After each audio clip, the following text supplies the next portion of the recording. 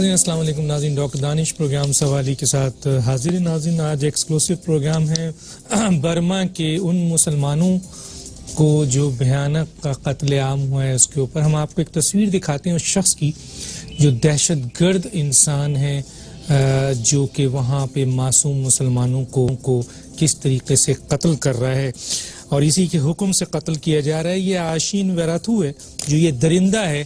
میرا خیال ہے پوری دنیا بین الاقوامی دنیا اور وہ تمام لوگ جو مسلمانوں کے ٹھیکیدار بنتے ہیں, اسلام کے ٹھیکیدار بنتے ہیں, فتویٰ دیتے ہیں, اور وہ لوگ جو دنیا میں امن پیس کی بات کرتے ہیں, قتل عام کو برا کہتے ہیں, وہ دیکھیں اس شخص کو. یہی ہے وہ شخص جو برما میں معصوم مسلمانوں کو جس بھیانک طریقے سے قتل کر رہا ہے. میں ابھی آپ کو ایک پیکج دکھاؤں گا, پھر میرے پاس ایک بہت اہم گیسٹ ہیں ان کا بھی میں تعارف کراؤں گا. پہلے میں تعارف کراتا ہوں, میرے ساتھ ہیں جناب جنرل ریٹائرڈ حمید گل صاحب جو former D G I S I ہیں. آپ کا بہت شکریہ سر, آپ نے مجھے جنرل صاحب جوائن کیا. اور سب سے پہلے کہ میں جنرل صاحب کی طرف آؤں, ایک فریاد دیکھیے کہ وہ عورت جو ہے وہ کیا فریاد کر رہی ہے, اسے دیکھیں. I am Burma. The military junta tell lies and deny our history. Yet Islam has been present since the 8th century. During the time of the Abbasids, Harun al-Rashid, Arab merchants and traders spreading. Just when I close my eyes to let death take me, I hear seagulls. I open my eyes, see land, and I yell, surely a Muslim country will not let us suffer any longer. The duty of every Muslim to help each other. When my boat met land, I screamed Alhamdulillah and prostrated in sajda. We did not go unnoticed. Coming towards us was an army officer. The officer tells me, I cannot help you. Turn around and go back home. Our last hope has left us all alone. A look at my companions tells me we have no choice. We had no home and we had no voice. Our most basic rights had been refused. Refugees with no refuge. جی general Hamid Gul صاحب, جس برمی مسلمانوں کے قتل عام پر آپ کیا کہیں گے؟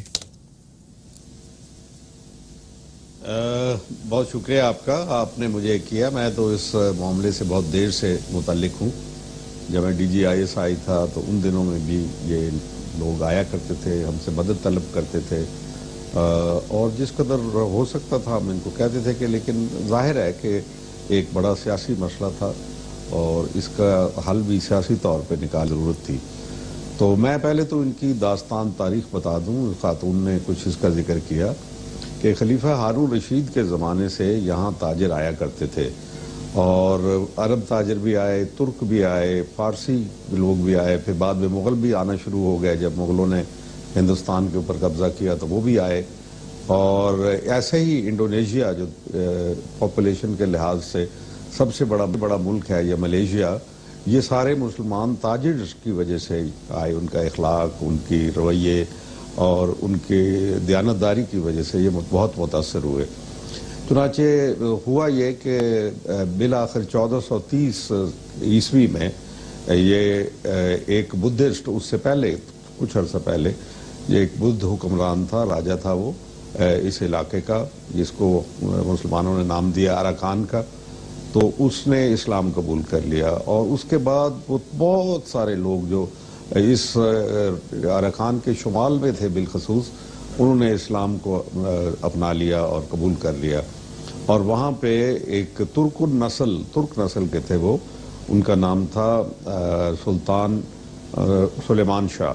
انہوں نے 1430 میں اپنی وہاں ریاست سلطانیٹ قائم کر دی اور اپنا سکہ رائج کیا, جس کے اوپر کیونکہ ان دنوں گولڈ کوائن چلتے تھے تو اس کے اوپر کلمہ طیبہ لکھا ہوا تھا اور چاروں خلفائے راشدین کے نام لکھے تھے.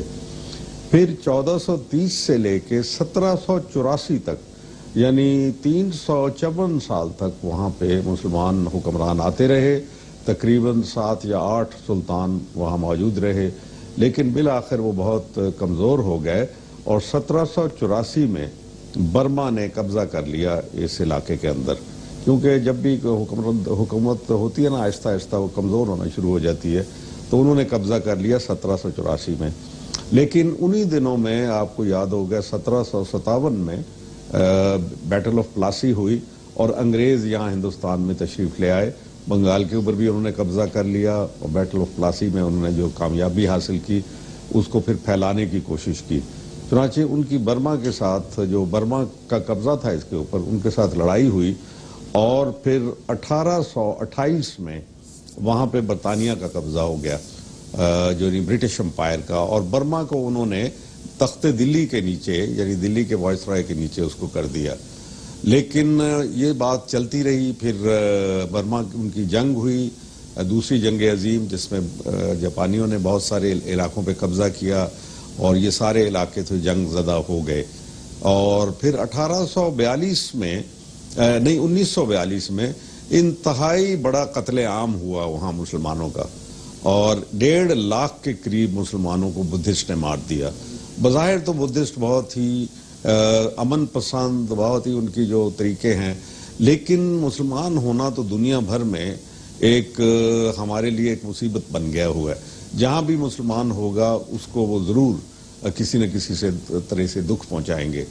اب اس کے بعد یہ سلسلہ چلتا رہا حتیٰ کہ 1982 میں انہوں نے ایک شہریت کا قانون پاس کیا. میانمار نے جب اپنا نام بدلا تو ایک قانون بھی شہریت کا پاس کیا, اور اس کو روہنگیا کو, یہ روہنگیا لوگ کہلاتے تھے اراکان کے, اکیاب ان کا ہیڈ کوارٹر تھا. اکیاب اب بھی سب سے بڑا شہر ہے یہاں کا. انہوں نے خارج کر دیا اور انہوں نے کہا کہ ان کو شہریت نہیں ملے گی, کہ یہ تو بنگلہ دیش سے آئے ہیں. لیکن یہ حقیقت, جو تاریخی حقیقت اس کے بالکل برعکس ہے. وہ لوگ وہاں ترک بھی ہیں, وہاں عرب بھی ہیں, وہاں مغل بھی ہیں, حتیٰ کہ وہاں پٹھان بھی ہیں. اور جو وہ زبان بولتے ہیں وہ روہنگیا زبان کہلاتی ہے, وہ برمی زبان سے مختلف ہے. اور ان کی آبادی تقریباً 35 لاکھ تھی. اب اس میں سے تقریباً 15 لاکھ آبادی جو ہے بے گھر ہو گئی ہے. اس میں سب سے زیادہ تو بنگلہ دیش میں ہے, تقریباً 3 لاکھ سے 5 لاکھ تک ریفیوجیز ہو کے جو گئے. اس کے بعد کوئی 1 لاکھ تھائی لینڈ میں ہیں, اور 4 سے 4.5 لاکھ اس وقت یہ روہنگیا کے لوگ, مسلمان لوگ جو ہیں, یہ سعودی عربیہ میں ہیں, اس ناطے سے کہ ان کے پرانے سعودی رشتے تھے. اچھا, دوسرا مسئلہ یہ ہے کہ کیا یہ اپنے طور پہ اپنی شخصیت کو برقرار رکھ سکتے ہیں. تو میں آپ کو بتاؤں کہ آج بھی ان کے سکولوں میں فارسی بھی پڑھائی جاتی ہے, عربی بھی پڑھائی جاتی ہے, لیکن وہ زیادہ اس وقت جنگلوں میں نارتھ کی طرف آباد ہیں. البتہ اکیاب میں ان کی اب بھی بہت بڑی آبادی ہے, اور اس کو انہوں نے نام جو برما نے دیا, اس کا نام بدھسٹ نام دے دیا, جس کو وہ رکائن سٹیٹ کہتے ہیں. اور ایک وہ لکھا جاتا ہے انگریزی میں ای سے لکھا جاتا ہے, لیکن اس کو رکائن کہتے ہیں ان کے الفاظ میں. تو وہ رکائن ریاست وہاں موجود ہے.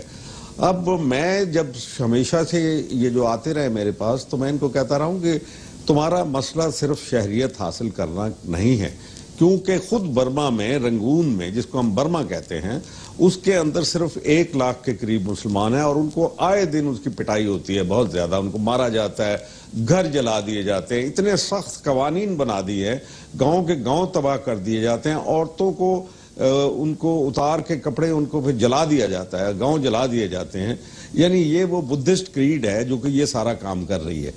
اب اس کے پیچھے ایک اسٹریٹجک نقطہ بھی ہے.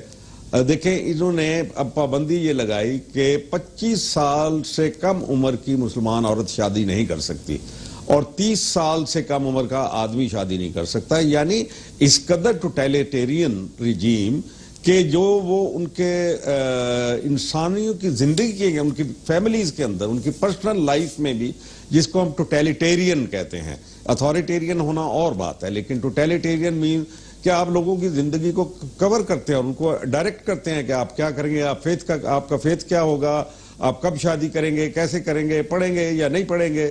اور اب یہ بات جو ہے اٹھتی اٹھتی اس مقام پہ پہنچ گئی. اس کی بنیادی وجہ یہ ہے کہ پہلے ان کو کچھ تھوڑا سا ریلیف مل جایا کرتا تھا کہ بنگلہ دیش میں ان کے کیمپ ہیں, خاص طور پہ کوکسس بازار کے علاقے میں ان کے بڑے بڑے کیمپس ہیں. لیکن اب جب سے حسینہ واجد صاحبہ تشریف لائی ہیں تو انہوں نے ان کے لیے کوئی ریلیف دینے کی گنجائش نہیں چھوڑی. لیکن ان کا اپنا بھی مسئلہ ہے کہ یہ آپس میں بہت سی تنظیموں میں تقسیم ہیں. ڈاکٹر یونس جو ہیں وہ ان کے محمد یونس وہ بہت بڑے ان کے RSO کے روہنگیا سولیڈیریٹی آرگنائزیشن اس کو کہتے ہیں, اس کے سربراہ ہیں وہ, اور وہ اکثر تو ہیں بنگلہ دیش کا پاسپورٹ ہے ان کے پاس, لیکن بنگلہ دیش ان کو منع کرتا رہتا ہے کہاں جائیں کہاں نہ جائیں, اور آج کل شاید شارجہ میں ہیں یا پتہ نہیں بنگلہ دیش میں ہیں, اور وہ پیچھے ترکی گئے تھے. اور سب سے پہلا مسلمان جو ہے ملک جس نے ان کو سپورٹ کرنا شروع کیا وہ ترکی تھا. ایک ایسی روایت ہے, شاید افواہی ہو, کہ طیب اردگان کے جو اسلاف تھے ان کی رشتہ داریاں تھیں شاہ سلیمان کے ساتھ, یعنی وہ ترک بادشاہ جو سلطان ہوتے تھے ان کے ساتھ تھی. لیکن ترکی نے بہرحال ان کا ہاتھ پکڑا ہے, اور اب پاکستان کو بھی خیال آیا اتنے دنوں کے بعد. یہاں ہم بڑی کوشش کرتے رہے, سیمینار کیے ہم نے ان کے اوپر, لیکن کوئی سنوائی نہیں ہوئی. لیکن ابھی اچانک یہ ایک چیز بڑھ اٹھی ہے, کیونکہ مغرب نے بھی اس کا نوٹس لینا شروع کر دیا ہے. اب میں یہاں آپ کو روکوں گا اور بریک پہ جانا ہے.